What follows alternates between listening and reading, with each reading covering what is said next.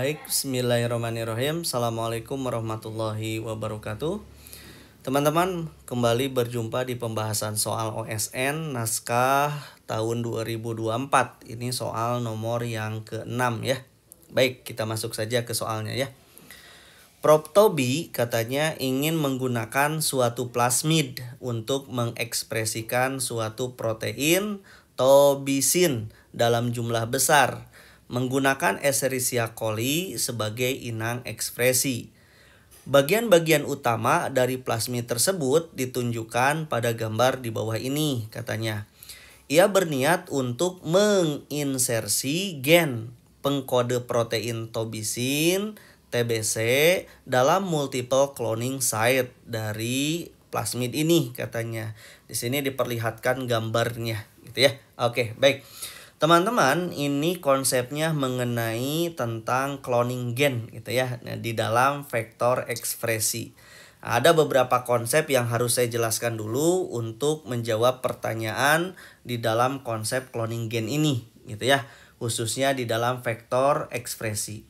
Yang pertama, teman-teman, perlu diketahui bahwa vektor ekspresi di dalam soal ini adalah plasmid rekombinan maksudnya gitu ya.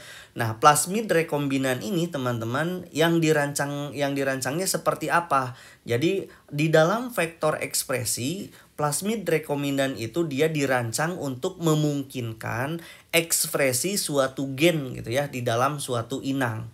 Contoh misalkan seperti pada Escherichia coli, sesuai di soal disebutkan menggunakan bakteri ini atau bakteri E. coli gitu ya.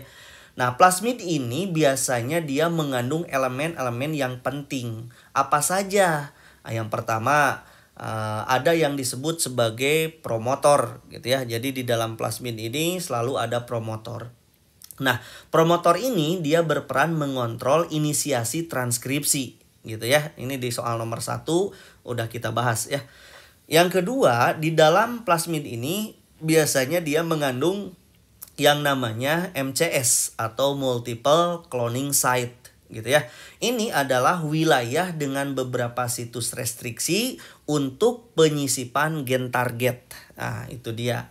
Terus yang ketiga, di dalamnya itu biasanya dia mengandung elemen yang disebut sebagai Dalgarno sequence atau orang menyebutnya RBS atau ribosome binding site gitu ya. Nah, dia berperan sebagai memfasilitasi inisiasi translasinya, khususnya memang di dalam bakteri, begitu ya. Jadi yang menginisiasi transkripsi adalah promotor, yang menginisiasi translasi di bakteri adalah RBS atau ribosome binding site, gitu ya. Terus di dalam plasmid itu biasanya dia mengandung elemen yang disebut sebagai gen penanda seleksi. Contohnya misalkan di dalamnya itu biasanya ada yang namanya gen resistensi ampicillin. Nah, itu dia gitu ya. Nah, buat apa? Biasanya dia berperan memungkinkan nanti adanya seleksi bakteri yang menghasilkan yang berhasil nanti mendapatkan plasmid. Jadi memungkinkan di dalamnya itu ada seleksi bakteri gitu ya, yang berhasil untuk apa? Untuk mendapatkan plasmidnya. Terus yang kelima, biasanya elemen pentingnya itu adalah mesti ada yang namanya origin of replication atau orang menyebutnya ORI gitu ya. Dan ini adalah wilayah yang memungkinkan replikasi plasmid di dalam inangnya. Begitu ya. Jadi ada 5 elemen penting ketika kita berbicaranya plasmid gitu ya. Jadi plasmid itu seperti itu. Yang kedua, teman-teman, di dalam soal ini ada konsep mengenai proses cloning gen gitu ya, khususnya di dalam plasmid.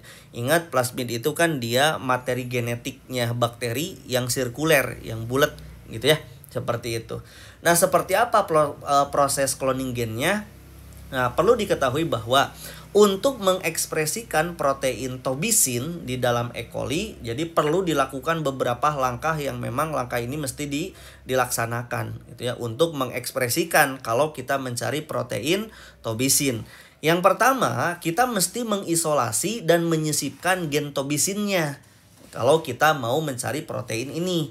Jadi mesti mengisolasi dan menyisipkan gen tobisin. Nah, gentobisin atau TBC teman-teman dia diperoleh melalui teknik yang namanya teknik PCR atau orang menyebutnya isolasi DNA, begitu ya. Nah, gen ini nantinya kemudian dia disisipkan ke dalam MCS nanti menggunakan enzim restriksi dan ligase. Jadi dua enzim ini dibutuhkan.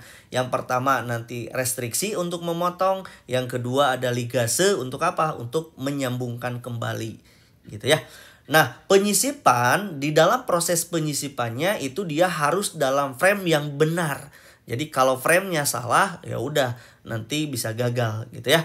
Untuk apa framenya yang benar? Agar dapat diekspresikan dengan baik. Itu kan tujuannya.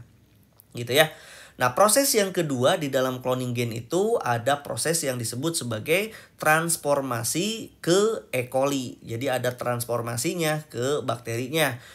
Artinya begini teman-teman, di dalam transformasi ke E. coli, plasmid rekombinan artinya plasmid yang sudah mengandung materi gen yang kita inginkan gitu ya. Maka namanya adalah plasmid rekombinan. Itu dia dimasukkan ke dalam tubuh E. coli kembali gitu ya, melalui teknik yang disebut tadi namanya transformasi. Misalkan dengan kejutan panas atau bisa juga dengan elektroporasi. Nah, untuk memasukkan kembalinya. Nah, tapi teman-teman tidak semua E. coli akan menerima plasmid. Jadi tidak semuanya bisa menerima plasmid rekombinan ini. Begitu ya. Nah, terus langkah yang lain, langkah yang ketiga di dalam proses yang namanya cloning gen ada yang disebut sebagai seleksi koloni transforman. Gitu ya. Nah, ini maksudnya di dalam media kultur teman-teman di dalamnya itu mengandung ampicillin. Untuk apa? Untuk menyeleksi bakteri yang berhasil mendapatkan plasmid. Gitu ya. Dan ingat karena plasmid yang mengandung gen resistensi ampicillin tentunya. Jadi mesti di media kultur ini gitu ya diseleksi namanya seleksi koloni transforman. Mana yang mengandung, mana yang tidak. Jika plasmid tidak masuk, maka bakteri akan mati di media ampicillin. Nah, seperti itu gitu ya. Nah, namun yang jadi catatan bahwa di dalam seleksi dengan menggunakan antibiotik teman-teman tidak menjamin bahwa gen target TBC tadi telah terinsersi dengan benar gitu ya di dalam MCS. Jadi verifikasi lebih lanjut itu perlu sekali dilakukan dengan menggunakan PCR atau dengan menggunakan analisis enzim restriksi atau juga dengan menggunakan sequencing gitu ya. Itu perlu dilakukan seperti itu teman-teman. Terus konsep di dalam cloning gen ini teman-teman di dalam gambar ini ada yang disebut sebagai regulasi transkripsi di dalam E. coli gitu ya. Nah, di sini di dalam regulasi transkripsi di tahapan ketiga ini teman-teman khususnya di dalam E. coli yang pertama bahwa promotor dan inisiasi transkripsi itu menjadi penting. Jadi tahapan pertama kita akan lihat di daerah promotor dan inisiasi transkripsi. Nah, transkripsi di dalam E. coli dimulai itu saat ketika RNA polimerasenya itu dia berikatan dengan promotor. Gitu ya, ketika berikatan nih. Nah, pada plasmid yang ekspresi biasanya sering digunakan promotornya itu dia kuat. Nah, seperti apa promotor yang kuat itu? Biasanya promotor T7 tuh. Dia spesifik untuk sistem ekspresi berbasis T7 RNA polimerase. Atau bisa juga digunakan promotor LAC di dalam bakteri itu. Nah, kalau promotor LAC ini biasanya dia dapat diinduksi dengan IPTG gitu ya. Untuk mengontrol apa? Mengontrol ekspresi gennya. Begitu ya. Nah, bagian Y bisa dilihat sama teman-teman di dalam lingkaran ini ada bagian Y gitu ya. Nah, bagian Y ini dalam soal dia menunjukkan promotor. Jadi promotornya itu ada di bagian Y gitu ya. Nah, dia merupakan tempat RNA polimerase yang nantinya dia akan berikatan dan memulai transkripsi. Nah, itu dia di huruf Y ini gitu ya. Yang kedua teman-teman, yang B itu ada yang namanya di depan yang Y gitu ya, ada yang namanya Dalgarno sequence gitu ya, atau disingkat dengan RBS. Nah, urutan Dalgarno ini teman-teman, dia merupakan sekuen pada mRNA yang membantu ribosom mengenali dan mulai menerjemahkan protein. Nah, di situ gitu ya. Jadi seharusnya berada di depan gen tobisin gitu. Jika tidak, apa yang terjadi? Translasi tidak akan terjadi dengan efisien. Begitu ya, si RBS ini. Begitu. Terus yang keempat teman-teman, nanti tahapan berikutnya ada seleksi dan identifikasi transforman. Nah, di dalam seleksi dan identifikasi transforman, khususnya seleksinya itu dia dengan antibiotik tentunya. Nah, ketika seleksi dengan antibiotik yang tadi disebutkan, bahwa media kultur yang mengandung ampicillin teman-teman digunakan untuk menyeleksi sel yang mengandung plasmid dan sel yang tidak mengandung plasmid. Nah, gen resistensi ampicillin dalam plasmid ini dia memungkinkan bakteri bertahan hidup. Kalau plasmid tidak masuk ke dalam bakteri, maka bakteri akan mati di dalam kultur ampicillin itu. Begitu ya. Nah, yang kedua, kita mesti melakukan suatu verifikasi insersi pada gen target, gitu ya. Nah, selain seleksi antibiotik, perlu dilakukan ada yang disebut sebagai pemeriksaan keberhasilan insersi pada gen TBC, gitu ya. Nah, ini dilakukan dengan beberapa metode biasanya teman-teman. Yang pertama, biasanya kita verifikasi ini dengan menggunakan PCR koloni. Nah, ini digunakan untuk menggunakan primer spesifik untuk mengaplikasikan gen target. Yang kedua, biasanya ada metode analisis restriksi. Nah, biasanya kalau analisis ini dia tujuannya itu adalah untuk memotong plasmid dengan enzim restriksi untuk melihat pola fragmentasi yang dihasilkan. Dan metode yang ketiga biasanya digunakan adalah sequencing DNA. Nah, ini untuk apa? Untuk memastikan urutan gen yang dimasukkan itu sudah sesuai dengan yang diinginkan. Begitu ya. Nah, begitu dia teman-teman. Dan tahapan akhir dalam proses ini ada yang disebut sebagai kesimpulan gitu ya. Nah, teman-teman mungkin pernah bertanya sebelum ke kesimpulan lah. Pernah bertanya kenapa ya vektornya itu mesti E. coli gitu ya. Jadi mengapa vektor untuk E. coli tidak bisa dipakai di sel manusia misalkan. Dan ini biasanya kan digunakan untuk sel lain selain manusia gitu ya. Jadi kalau ada pertanyaan mengapa ya vektor untuk E. coli ini tidak bisa dipakai di sel mamalia gitu. Kenapa? Nah, kita akan jawab. Nah, ini teman-teman berkenaan dengan plasmid yang dirancang untuk E. coli, biasanya dia memiliki elemen regulasi yang lebih spesifik gitu ya. Khususnya untuk sistem prokariotik. Misal di dalamnya itu ada yang disebut sebagai promotor prokariotik yang tadi kita sebutkan. Bisa T7, bisa LAC, dan lain-lain.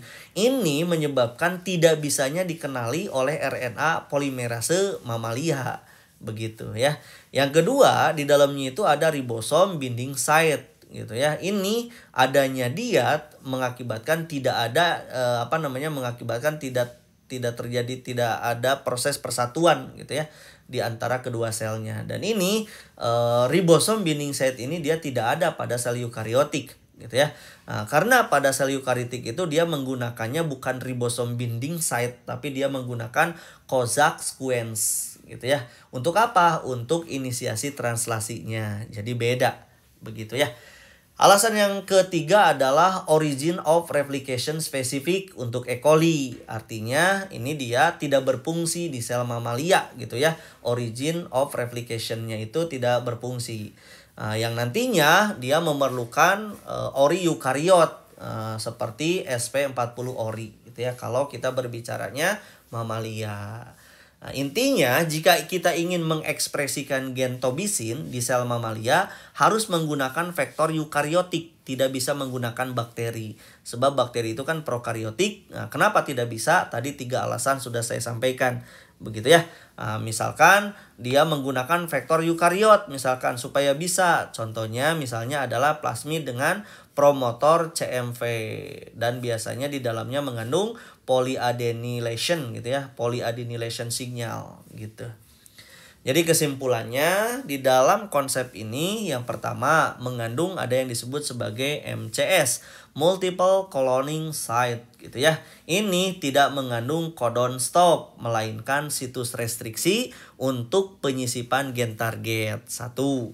Kesimpulan yang kedua, nah RNA polimerase dia akan berikatan dengan promoter gitu ya, ditunjukkan oleh bagian Y tadi gitu ya untuk memulai proses transkripsi.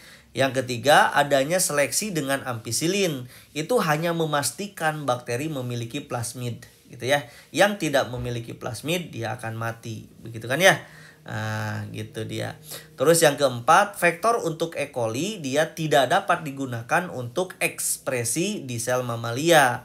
Ingat itu ya, karena memiliki elemen regulasi yang berbeda. Begitu konsepnya ya. Ini memang agak berat gitu ya teman-teman. Ulang lagi apa yang tadi saya jelaskan gitu ya, biar mengerti. Yuk kita coba jawab pertanyaannya. Tentukan apakah pernyataan berikut benar atau salah. Baik, kita baca yang A.